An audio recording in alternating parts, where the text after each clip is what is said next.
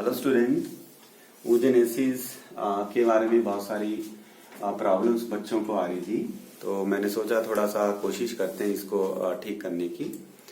oogenesis को आप इस तरह से समझ लें कि oogenesis एक ओवम बनाने का एक प्रोसेस है, एक प्रक्रिया है जो स्टार्ट हो जाती है from embryonic stage, when baby child is growing in the वॉर्म ऑफ मदर, तब से शुरू हो जाता है और ये तब तक चलता है जब तक कि एक फीमेल में फर्टाइल फेज रहता है, जैसे कि 40 से 45 साल तक वो फेज रहता है। तो oogenesis में क्या होता है बच्चे कि लाखों की संख्या में oogonal सेल्स होती हैं जिससे कि ओवम बनेगा। ठीक है, तो जन्म के टाइम से पहले इसमें सारी oogonal सेल ओवरी के अंदर में बन जाती हैं और उसके बाद जो है जब पूरा लाइफ भर में ओवम बनता है उसके बाद नई oogonal सेल्स ओवरी में नहीं बनती हैं। तो ये लाखों की संख्या में होती है, लेकिन इसमें क्या होता है बहुत सारी सेल्स जो हैं oogonal सेल्स डीजेनरेट हो जाती हैं, मर जाती हैं, जिसको हम बोलते हैं फॉलिकुलर एट्रीजिया। एट्रीजिया मीन डेथ हो जाती है उनकी एक तरह से।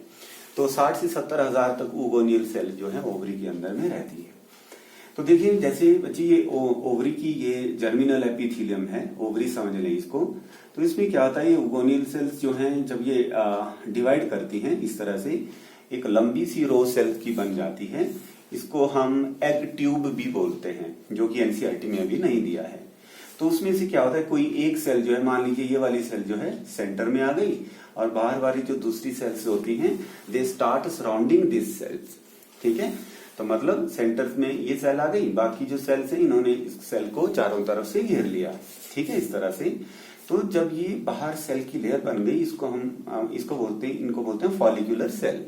और इसकी सेंटर में जो ये सेल है, जो मदर सेल है जिससे ओवम यहाँ पर बनेगा, ठीक है, इसको हम पूरा दोनों को मिलाकर जो है प्राइमरी फॉलिकल बोलते हैं। ठीक है, तो अंदर में हुआ प्राइमरी oocyte जिससे ओवम बनना है, मदर सेल, और उसके बाद में प्रोटेक्टिव कवरिंग बन गई, जैसे ये मान लो फॉलिकुलर सेल, और इन दोनों को मिलाकर बन गया ये प्राइमरी फॉलिकल।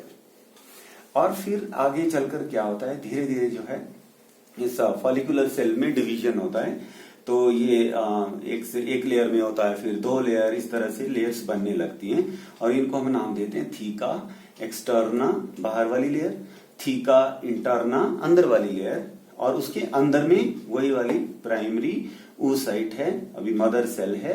ठीक है, जिससे कि क्या बनना है, ओवम बनना है। ठीक है, तो इन सेल्स में डियर स्टूडेंट, ये जो सेल्स की लेयर होती है बाहर, इनको ग्रेन्युलोसा लेयर भी बोलते हैं।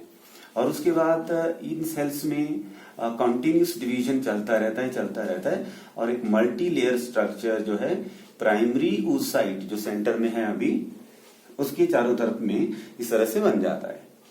तो फिर इसमें थोड़ा सा एक चेंज होता है कि इसमें बीच में एक छोटी सी कैविटी, एक डिप्रेशन सा डेवलप हो जाता है जिसको एंट्रम बोलते हैं। और इस एंट्रम में क्या होता है, एक न्यूट्रिशियस फ्लूइड भरा रहता है जिसको लीकर फॉलिकुलाए भी बोलते हैं, जिससे कि न्यूट्रिशन प्रोवाइड होता रहता है किसको, जो अंदर में प्राइमरी oocyte है।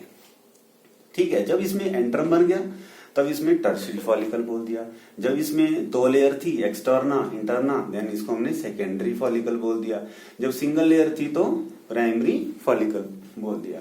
तो बच्चे ये प्राइमरी, सेकेंडरी, टर्शियरी ये फॉलिकल हैं, मीन कवरिंग के साथ। लेकिन इसके अंदर अभी हम देखें तो इसके अंदर अभी भी जो है प्राइमरी फॉलिकल है, जिसमें की क्रोमोसोम नंबर अभी भी 46 है।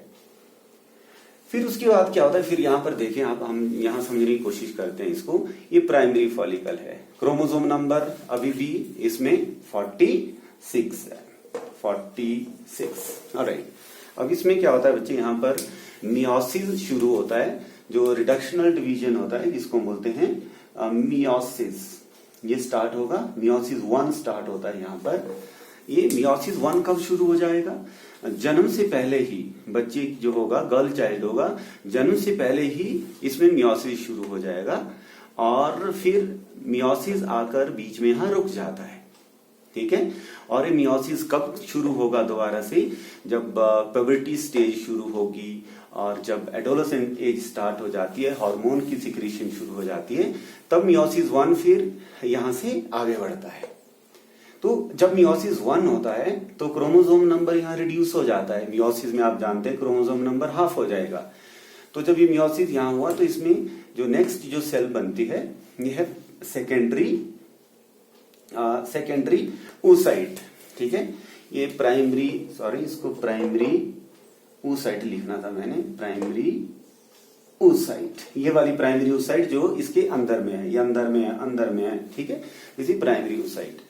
तो इसमें डिवीजन हुआ तो सेकेंडरी oocyte बना, ये वाला, ठीक है। और एक छोटी सी सेल बनती है साथ में, ठीक है, जिसमें साइटोप्लाज्म ना होने की वजह से वो डीजनरेट हो जाती है, तो ये खत्म हो जाएगी। तो ये सेकेंडरी oocyte बन गई, this is secondary oocyte and chromosome number is reduced to half, 23। और उसके बाद फिर से मियोसिस 1 कंप्लीट हो गया, यहाँ पर मियोसिस 2 शुरू होगा, फिर से 2 सेल बनेंगी, एक छोटी बनती है, एक बड़ी बनती है। और जो बड़ी बनती है बच्चे, इसको हम ओवम बोलते हैं, और ये छोटी सेल है, इसको सेकंड पोलर बॉडी बोलेंगी। ये फिर से खत्म हो जाएगी इंसानों के केस में। बाकी जानवरों में इससे भी एग बन सकता है, इससे भी ओवम बनता है, इससे भी बनता है, तो वो केस अलग से है, लेकिन ह्यूमन में ये दोनों डीजनरेट हो जाएंगी। फिर ये ओवम बनता है। अब इस ओवम को आप यहाँ एज्यूम कीजिए कि ये ओवम, ये सारी घटना अभी इसके अंदर हो रही है, यहां पर हो रही है। Mean ovum is still surrounded by these layer of cells, ठीक है। फिर क्या होता है बच्चे, बहुत इंपॉर्टेंट चीज है, जब मेंस्ट्रुअल साइकिल का मिड मीन 14th डे चलेगा, उस टाइम पर ल्यूटेनाइजिंग हार्मोन की सिक्रीशन एकदम से बढ़ती है, और उसकी ज्यादा सिक्रीशन होने की वजह से ये जो सराउंडिंग कवरिंग थी ये टूट जाती है, और जब ये टूट जाती हैं, इनके अंदर से निकलता है ये वाला ओवम, बाहर निकलता है, जिसको हम बोलते हैं ovulation. This is known as ovulation, alright, ovulation. और ये जो पीछे में सेल्स की लेयर रह गई, कवरिंग रह गई, जिसमें से ये ओवम बाहर निकला, ये वाला, this is known as corpus luteum. Luteum इसलिए कि ये पीले कलर का होता है, corpus mean mass of cell. और ये क्या करता है, this start secreting hormone progesterone which is required for the maintenance of this uterine wall. ये यूट्रस है, वो क्यों, मान लीजिए यहाँ पर ओवम रिलीज होता है 40th डे में, और यहाँ पर फर्टिलाइजेशन हो जाती है, स्पर्म मिल जाता है, तो यहाँ फर्टिलाइजेशन हो जाएगी, प्रेगनेंसी हो जाएगी, और उस प्रेगनेंसी को यहाँ ग्रो करना है, इम्प्लांट होना है, तो उसके लिए यूट्रस में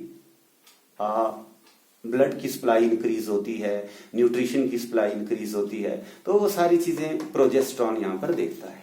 और अगर फर्टिलाइजेशन नहीं होती है, नो फर्टिलाइजेशन, तो कॉर्पस ल्यूटियम खत्म हो जाता है, प्रोजेस्टेरॉन की सिक्रीशन यहाँ पर कम होने लगती है, और उसकी वजह से जो है ये यूट्रस की जो वॉल है, endometrium, it start breaking again, और जब ये टूट जाती है उसको हम मेंसिस बोलते हैं। मेंस्ट्रुअल साइकिल का जो 3 से 5 दिन तक चलता है। और बच्ची जब ये यूट्रस टूट जाता है, उसके बाद फिर से रिपेयर करता है, फिर टूटता है, फिर रिपेयर करता है, तो उसकी रिपेयर के लिए हार्मोन की जरूरत होती है एस्ट्रोजन। और ये एस्ट्रोजन कहां से आएगा, जब ये primary follicle, secondary follicle, tertiary follicle cells बनेंगी, उस टाइम में the cells keep on secreting estrogen which are used for which help in the repair of the uterus। और यहाँ पर ये सारी जो प्रक्रिया है बच्चे, ये primary, secondary, tertiary follicle, it will be under the influence of FSH hormone, ठीक है। और जब ये ओवम यहाँ मैच्योर हो जाता है, मीन इसको हम जब टर्शरी फॉलिकल बोलते हैं, और इसी को ग्राफियन फॉलिकल भी बोलते हैं। बस फिर LH hormone break, ovulation, fertilization, okay, then progesterone hormone is required. If no fertilization, progesterone is not required, endometrium get dried and then get broken, and again start new phase, new estrogen, new repair। इस तरह से बच्चे oogenesis होता है। I hope you will like it।